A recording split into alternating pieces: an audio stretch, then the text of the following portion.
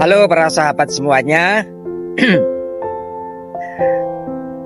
Setelah bergulir sekian lama, 2 tahun lamanya adanya polemik nasab dari para habaib pendatang dari negara Yaman yang sudah berada di Indonesia sejak zaman Belanda. Cerita-cerita mengenai bagaimana nasionalisme sebagai warga Indonesia mewarnai bagaimana peran serta mereka terhadap Indonesia dipertanyakan karena temuan-temuan dari sejarah tempo hari menguatkan akan adanya mereka yang pro dengan Belanda. Salah satu contoh Habib Utsman bin Yahya yang menyandang lencana pemberian dari Ratu Wilhelmina karena selama ia menjadi seorang mufti dipandang lebih banyak menguntungkan Belanda.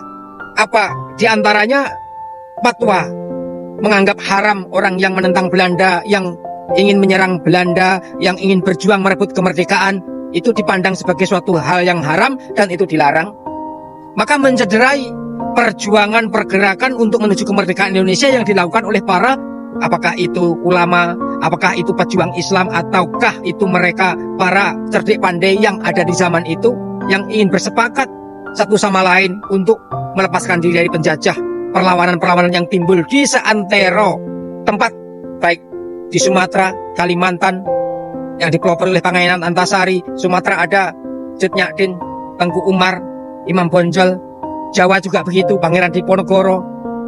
Di bagian timur ada Sultan Hasanuddin, ada Patimura, dan masih banyak lagi pejuang-pejuang yang hari ini dijadikan sebagai tonggak sejarah. Mereka dianugerahi gelar pahlawan. Itulah mereka yang selama ini membuat pergerakan-pergerakan sehingga Belanda semakin tersudut, semakin tersisih. Nah, adanya peran serta Habib Utsman bin Yahya yang melarang untuk berjuang melawan Belanda ini kemudian dijadikan sebagai bagian bukti-bukti yang mengokohkan bahwa bukan hendak ingin ikut membangun Indonesia, tetapi ternyata mereka punya kepentingan agenda yang tidak jauh dari agenda Habib Utsman bin Yahya.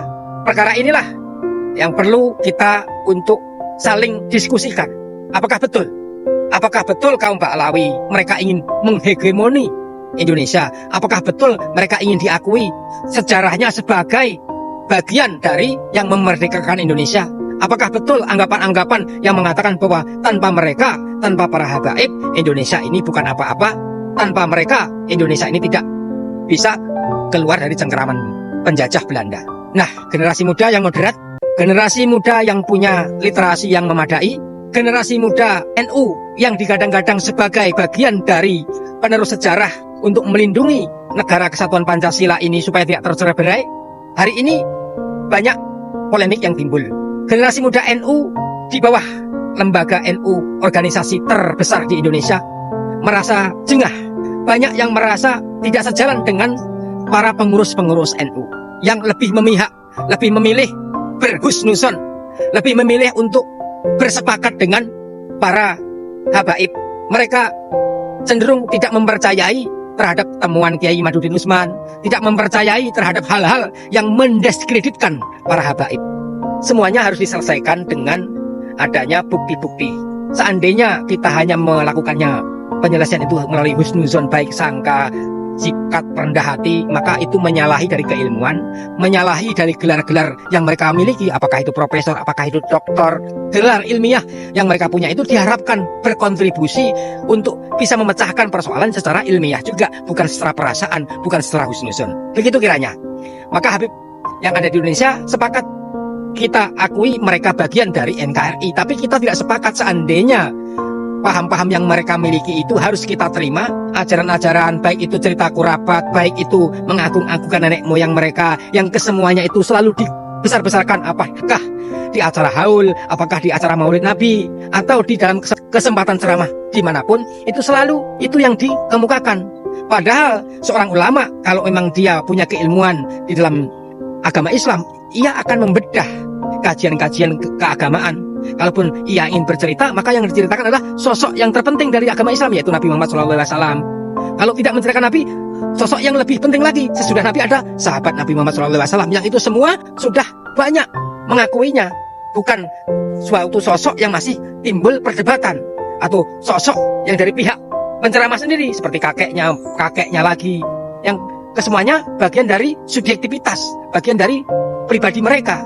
Tapi sosok yang dimiliki oleh umumnya umat Islam, itulah yang seharusnya andai kata ingin diceritakan. Dalam setiap kajian ceramah ataupun siraman rohani itu sebaiknya membedah pemahaman agama kepada rakyat, kepada masyarakat, berupa apakah kajian fikih, apakah kajian-kajian akidah, yang kesemuanya itu akan menguatkan hati para jamaah untuk melaksanakan agama. Nah, hal inilah yang dibesar-besarkan sehingga timbullah kecurigaan dari para jamaah-jamaah yang selama ini terlalu sering mendengarkan kajian-kajian yang dianggap suatu hal yang berbau kurapat, yang kalau ini berkesinambungan akan membuat hati kita itu dalam beragama timbul mendua, mempercayai Allah tapi juga mempercayai makhluk, percaya kepada kehebatan Allah tapi juga timbul percaya kepada kehebatan makhluk, sehingga itulah yang dikatakan sebagai perbuatan musyrik, syirik dan lain sebagainya, yang berkenaan dengan keyakinan yang tergerus. Maka wajib para penceramah, para habaib untuk berhenti menjual hal-hal yang berbau kurapat, supaya kedepannya masyarakat ini bukan tercekoki, bukan terdoktrin, tapi tercerdaskan. Mereka beragama dengan akal, mereka beragama dengan keyakinan yang lurus, menisbatkan kepada Allah. Surga dan neraka itu bisa digapai, bisa dijauhi hanya dengan ketakwaan. Siapa yang lebih bertakwa, itulah yang lebih dekat kepada Allah Subhanahu wa Ta'ala. Bukan siapa yang mencintai siapa yang lebih takzim wal ihtiram kepada seseorang. Cucu Nabi akan lebih banyak mendapatkan syafaat. Nabi sendiri tidak mengistimewakan anaknya. Siti Fatimah itu kalau sekiranya mencuri, maka Nabi akan memotong tangannya. Itu diucapkan oleh Nabi sendiri. Artinya apa? Tidak ada privilege untuk anak Nabi. Kalau anak Nabi saja tidak diistimewakan, apalagi cucu-cucu Nabi yang lebih jauh jaraknya dengan Nabi. Anak Nabi yang hari-hari bersama Nabi aja tidak diistimewakan. Maka kalau kita mengistimewakan cucu Nabi dengan alasan itu zuriyah yang wajib kita muliakan, wajib kita ambil barokahnya, seperti itu baik, tapi melebih-lebihkan itu yang tidak baik. Kita seyogianya seperti Siti Fatimah. Baik dan buruknya dihitung dari amalnya. Maka kalau perbuatannya kurang baik, ya jangan segan-segan untuk menegur, untuk memarahinya. Karena Siti Fatimah juga akan dipotong tangannya kalau dia mencuri. Kalau habaib itu dawir, kalau misalnya habaib itu mendatangi Anda dengan alasan sebagai cucu Nabi, kemudian menakut-nakuti Anda dengan neraka kalau tidak memberikan Toyota Alphard misalnya, itu misalnya, tidak memberikan tanah Anda untuk dia misalnya, terus Anda diancam akan masuk neraka kalau tidak mengikhlaskan anak Anda dinikahi oleh ponakannya atau keluarga mereka, maka Anda diancam neraka. Nah, itulah yang disebut dengan menjual keturunan. Maka andai kata menemukan hal seperti ini, jangan lantas diam, maka harus sampaikan contoh-contoh sebagaimana Nabi mencontohkan tentang anaknya yang tidak mendapatkan fasilitas. Siti Fatimah itu menggiling gandum sendiri, tidak dikasih pembantu sama Nabi. Dia anak Nabi, tapi kalau mau bisa menyuruh banyak budak untuk membantu Siti Fatimah.